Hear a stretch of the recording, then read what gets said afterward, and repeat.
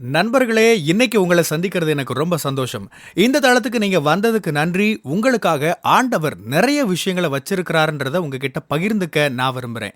இன்னைக்கு உங்க கூட நான் பேச வேண்டிய விஷயத்துக்குள்ள போறதுக்கு முன்னாடி, சில விஷயங்கள சொல்லிக்க விரும்புறேன். நீங்க ஜான் கிஃப்டா அப்படின்ற என்னோட Instagram, Facebook, YouTube மூலமா என்ன ஃபாலோ பண்ணி என்னோட பதிவுகள நீங்க பெறலாம். தினமும் என்னோட பாட்காஸ்ட் நீங்க கேட்கலாம். ஆண்டவரோட கிருபையில அதெல்லாம் நல்ல கிரியை செய்து வர்றத நான் பார்க்கிறேன். நீங்களும் அத தினமும் கேளுங்க. நிச்சயமா அது உங்களுக்கு ஒரு பெரிய ஆசீர்வாதமா இருக்கும்னு என்னால சொல்ல முடியும். ஜான் கிஃப்டா அப்படின்ற என்னோட யூடியூப் சேனலை தினமும் பார்க்க மறக்காதீங்க. Fuel for the soul with John கிஃப்டா அப்படின்ற இங்கிலீஷ் பாட்காஸ்டையும் நீங்க தினமும் கேட்கலாம். www.johngifta.com அப்படின்ற என்னோட வெப்சைட்லையும் இது எல்லாமே இருக்கும். நிறைய மக்கள் சொல்ற ஒரு விஷயம் என்னன்னா, ஜான், நான் பிரசங்கங்களை கேட்கிறேன், பல விதங்கள்ல ஆண்டவரோட வார்த்தைகளால என்னை நிரப்பிக்க முயற்சி பண்றேன். ஆனா என்னால வேத வார்த்தைகளை என்னோட அன்றாட வாழ்க்கையில ஞாபகம் வச்சுக்க முடியல. தினம் தினம் சவால்களை சந்திக்கிறேன். சோதனைக்குள்ள விழுறதுக்கான வாய்ப்பு நிறைய வருது. சில குறிப்பிட்ட சோதனைகளை கையாளுறப்ப அந்த சமயத்துல என்னால ஆண்டவரோட வார்த்தைய என்னோட மனசுல கொண்டு வர முடியல. வேத வசனங்களை நினைவுபடுத்திக்க முடியல. இப்படி எல்லாம் சொல்றாங்க. உங்க கூட ஒரு விஷயத்தை நான் பகிர்ந்துக்க விரும்புறேன். நமக்கு ஞாபகம் வர வேண்டியதை நினைவுபடுத்துறவர் பரிசுத்த ஆவியானவர் தான். பரிசுத்த ஆவியானவரால தான் நம்ம வழிநடத்தப்படணும். இதெல்லாம் உண்மைதான். இதை பத்தி நிறைய பேசலாம். ஆனா இன்னொரு கோணத்துல இதை நம்ம கவனிக்கணும். நிறைய மக்கள் வெறுமனே ஆண்டவரோட வார்த்தைகளை வாசிக்கிறாங்க. அன்றாட வேலையில ஒரு வேலையை முடிக்கிற மாதிரி வாசிச்சு முடிக்கிறாங்க. அல்லது ஏதாச்சும் வேதாகம போட்டி மாதிரியான விஷயங்களுக்காக படிக்கிறாங்க. அவ்வளவுதான். நான் ரொம்ப முக்கியமான ஒரு விஷயத்தை இங்க சொல்ல விரும்புறேன். அது நிச்சயமா உங்களுக்கு உதவிகரமா இருக்கும். ஏன்னா நான் இப்ப உங்களை twinkle twinkle little star rhymes சொன்னா நீங்க நான் சொல்லி முடிக்கிறதுக்குள்ள சொல்ல ஆரம்பிச்சிருப்பீங்க. இப்ப கூட நீங்க வீட்டில் இருக்கிற இடத்துல ட்விங்கிள் ட்விங்கிள் லிட்டில் ஸ்டார்னு பாட ஆரம்பிச்சிருப்பீங்க. நான் கேட்கிறேன், கடைசியா நீங்க எப்ப ட்விங்கிள் ட்விங்கிள் லிட்டில் ஸ்டாரை கத்துக்கிட்டீங்க? அதை முதல்ல எப்ப நீங்க கத்துக்கிட்டீங்க? நீங்க குழந்தையா இருக்கும்போது தானே. நீங்க கிண்டர் கார்டன்ல படிச்சுட்டு இருக்கிறப்ப, இல்லைன்னா நீங்க இன்னொரு கிண்டர் கார்டன் குழந்தைக்கு அல்லது உங்க குழந்தைக்கு படிக்க உதவி செய்யும் போது கத்திருப்பீங்க. எப்படியோ நீங்க மிக சமீபத்துல அதை கத்துக்கல. குழந்தையா இருந்தப்ப அல்லது ரொம்ப காலத்துக்கு முன்னாடி நீங்க கத்துக்கிட்ட ஒரு விஷயத்த உங்களால ஞாபகப்படுத்த முடியுதுன்னா, இன்னைக்கு காலையில நீங்க படிச்ச வேத வசனத்தை நினைவுல வச்சிருக்கிறது ஏன் உங்களுக்கு கடினமா இருக்கு? நேத்து காலையில என்ன பிரேக்ஃபாஸ்ட் எடுத்துட்டீங்கன்னு கேட்டாலும் நீங்க தலையை சொறிவீங்க. ஞாபகம் இல்லையே ஜான்னு சொல்லுவீங்க. சமீபத்துல நடந்திருந்தாலும் கூட சில விஷயங்களை நினைவுல வச்சிருக்கிறது ரொம்ப கஷ்டமா உணர்றீங்க. அதே சமயம் ரொம்ப காலமா திரும்பியே பார்க்காத ஒன்ன நீங்க எப்படி இப்பவும் ஞாபகத்துல வச்சுக்க முடியுதுன்னு உங்களுக்கு புரியல. நடுராத்திரி உங்களை எழுப்பி விட்டாலும் ட்விங்கிள் ட்விங்கிள் லிட்டில் ஸ்டார்னு நீங்க பாட ஆரம்பிச்சிருவீங்க. ஏன்? ஒரு அடிப்படையை உங்க கூட பகிர்ந்துக்க விரும்புறேன். வேதத்தை வாசிக்கிறத பத்தி சமீபத்துல தொடர்ச்சியா நான் பேசிட்டு இருக்கிறேன் இல்லையா? இதுல தியானம் பத்தின ஒரு கோணத்தை பேசியிருந்தேன். முயற்சி எடுத்து யோசிக்கிறது, ஆண்டவரோட வார்த்தையே யோசிச்சுட்டு இருக்கிறத பத்தி நான் பேசினேன். சங்கீதம் 1 வசனம் நமக்கு அதைத்தான் சொல்லுது. இரவும் பகலும் வேதத்தில் தியானமாக இருக்கிற மனுஷன்னு சொல்லுது. ஆண்டவரோட வார்த்தையை நம்ம இரவும் பகலும் அசைப்போட்டுக்கிட்டே இருக்கணும். நீங்க புரிஞ்சுக்க வேண்டிய ஒரு விஷயம் என்னன்னா, தியானத்துல இன்னொரு கோணம் என்ன தெரியுமா? தொடர்ச்சியா சொல்லிக்கிட்டே முணுமுணுத்துக்கிட்டே இருக்கிறது. மற்ற சமயத்துக்காரங்க இப்படி தொடர்ந்து மந்திரங்களை உச்சரிச்சுக்கிட்டே இருக்கிறத நம்ம பார்த்திருப்போம். அர்த்தம் புரியாம ஏதோ ஒன்ன திரும்ப திரும்ப சொல்லிக்கிட்டே இருக்காங்கன்னு நான் சொல்ல வரல. ஆனா தொடர்ந்து ஒரு விஷயத்த சொல்லிக்கிட்டே இருந்தா அது உங்களோட ஆவிக்குள்ள போயிடும். ஏன்? நீங்க கிண்டர் கார்டன்ல படிச்சதை திரும்பி பாருங்க. என்ன பண்ணீங்க? தொடர்ந்து நீங்க அதை பாடிக்கிட்டே இருந்தீங்க. ட்விங்கிள் ட்விங்கிள் லிட்டில் ஸ்டார்னு லட்சக்கணக்கான முறை பாடியிருப்பீங்க.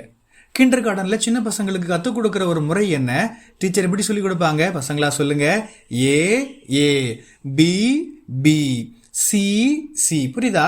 அவங்க பல தடவை இப்படி சொல்ல வச்சுக்கிட்டே இருப்பாங்க. அதுதான் மனப்பாடம் பண்ண வைக்கிறதுக்கான ஒரு முறை. அப்படிதான் அது நமக்குள்ள போகும். அப்படிதான் குழந்தையா இருக்கப்ப நம்ம படிச்சது வருஷங்கள் கடந்தாலும் ஞாபகத்துல இருக்கு. ஏன்? ஏன்னா நீங்க தொடர்ந்து அதை சொல்லிக்கிட்டே இருந்தீங்க. நீங்க தொடர்ந்து ஒரு விஷயத்த சொல்லிக்கிட்டே உச்சரிச்சுக்கிட்டே இருக்கும்போது, தொடர்ந்து அறிக்கையிட்டு கொண்டே இருக்கும்போது என்ன நடக்கு? உங்களுக்கே நீங்க என்ன சொல்றீங்கன்னு புரியாம இருக்கலாம். ஏதோ சொல்றோன்னு மாதிரி உங்களுக்கு இருக்கலாம். ஆனா உண்மையில அது உங்களோட உள்ளான மனுஷனுக்குள்ள போகுது. உங்களோட ஆழ் மனசுக்குள்ள அது போகுது. அதனால தான் நடுராத்திரியும் எந்த இடத்துலயும் ட்விங்கிள் ட்விங்கிள் லிட்டில் ஸ்டாரை சொல்ல சொன்னா, சின்ன குழந்தையா இருந்தப்ப நீங்க கத்துக்கிட்ட அதை உங்களால அதை சொல்லவோ பாடவோ முடியுது. சின்ன வயசுல நீங்க அதை என்ன முறையில படிச்சீங்க? தொடர்ச்சியா அதை சொல்லிக்கிட்டே இருந்தீங்க, உச்சரிச்சுக்கிட்டே, அறிக்கை செஞ்சுக்கிட்டே இருந்தீங்க, பாடிக்கிட்டே இருந்தீங்க. யோசிச்சு பாருங்க.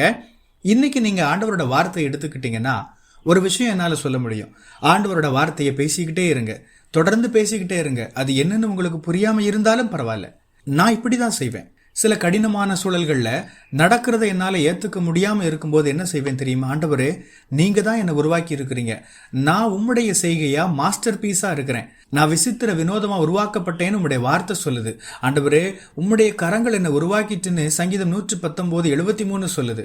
நீர் என்னை நேர்த்தியாக உருவாக்கி இருக்கிறீங்க, ஒரு குறிப்பிட்ட நோக்கத்துக்காக என்னை உருவாக்கி இருக்கிறீங்கன்னு சொல்லுவேன். நான் இதை தொடர்ந்து சொல்லிக்கிட்டு இருக்கிறப்ப, நான் இதை சொல்றப்ப உண்மையா ஆழ் மனசுல உணர்ந்து சொல்லலைனாலும் கூட அது தானாவே என் ஆழ் மனசுக்குள்ள போகுது.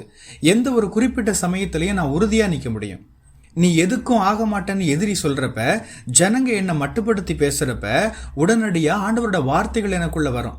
அதுதான் என்னோட ஆழ் மனசுல இருக்கும். அதுதான் உண்மைன்னு எனக்கு தோணும். ஜான், இதை கேட்கறதுக்கு நல்லா தான் இருக்கு. ஆனா குழந்தையா இருக்கிறப்ப நம்ம கத்துக்கிட்டதை இப்ப ஞாபகம் வச்சிருக்கிறோம், சரிதான்.